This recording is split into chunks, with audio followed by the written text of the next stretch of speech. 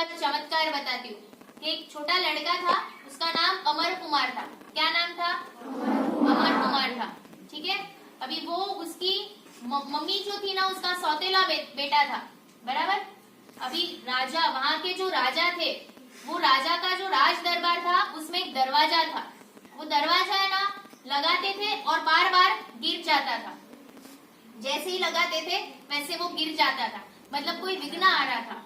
और विघ्न आने के कारण वो राजा ने है ना पंडित जी को बुलाया और पंडित जी को पूछा कि ये ऐसा क्यों हो रहा है। तो वो पंडित जी ने बोला कि आपको है ना कोई ऐसे जो पूरे संपूर्ण लक्षण के साथ जो लड़का होगा ना, उसकी बलि चढ़ानी पड़ेगी, तब आपका ये दरवाजा टिकेगा। बलि मतलब समझते हो ना। फिर अभी वो राजा ने, वो तो राजा है और राजा जैसा बोलेंगे वैसे प्रजा करेंगे, बराबर। आपके जो प्रिंसिपल बोलते हैं तो आप सब फॉलो करते हो ना। वैसे वो राजा ने उद्घोषणा करवाई कि जो अपना बेटा, संपूर्ण लक्षण वाला बेटा अगर मुझे देंगे तो उसको मैं इतने सोना मोहर भेंट में दूंगा, बराबर। पुत्र के कितने लक्षण होते हैं पता है किसी को?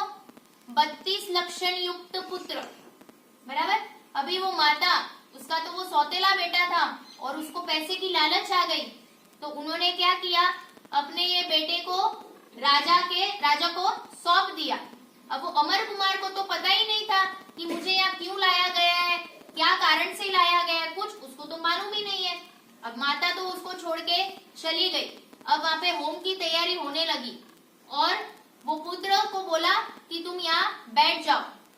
फिर धीरे धीरे ना आजू बाजू में अग्निशिखा तैयार की और अग्नि प्रज्वलित करने की तैयारी कर दी।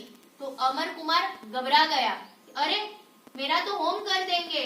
तब उसको याद आया कि मुझे है ना एक साधु भगवंत ने ऐसा मंत्र दिया था और मुझे कहा था कि तू कभी भी कोई तकलीफ में हो, तेरे जीवन में कोई विघ्न आए, मतलब कोई भी तकलीफ आए, तो तू ये मंत्र का जाप करना, तो तेरी तकलीफ दूर हो जाएगी। और उसको एकदम से याद आ गया और वो तो आंख बंद करके, जैसे तुम सबने नौकार मंत्र का स्मरण कैसे किया था, आंख बंद करके हाथ जोड़ के किया ना, वैसे वो तो आजू बाजू का सब भूल गया। अपने होते तो घबरा जाते कि अरे ये मेरे को जला देंगे, ये कर देंगे। उनको तो बस वो नौकार मंत्र में इतनी शक्ति दिख रही थी, तो उन्होंने उनके हाथ जोड़े, आंख बंद किए और नौकार मंत्र का स्मरण जोर जोर से करने लगे।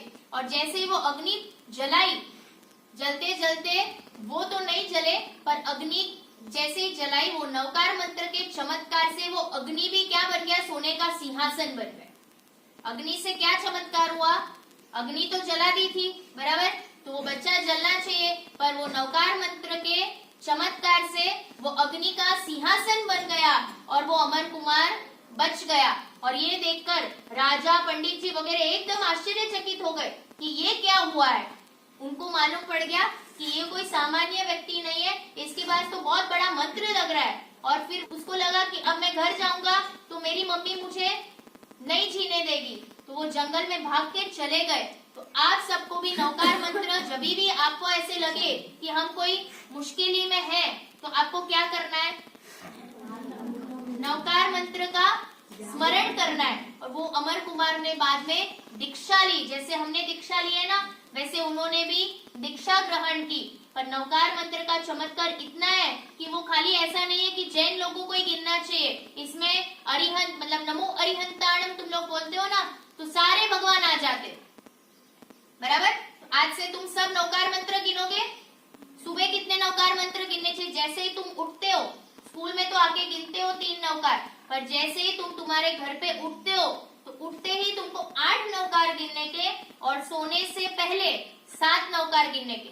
उठते कितने गिनने के? 8 और सोने से पहले 7। आज से सब ये करोगे तो तुम्हारे जीवन में कोई तकलीफ नहीं आएगी, तुमको किसी चीज का डर नहीं रहेगा कि तुम रात को किसी को खराब सपने आते हैं ना, डर लगता है भूत आएगा, चोर आएगा, ये करेंगे वो करेंगे, डर लगता है।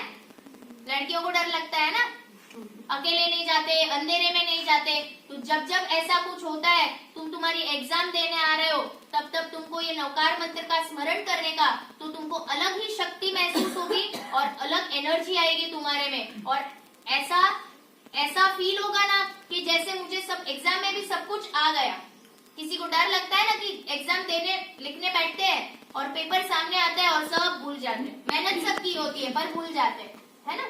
तो ये नवकार मंत्र तुम्हारी रक्षा करेगा।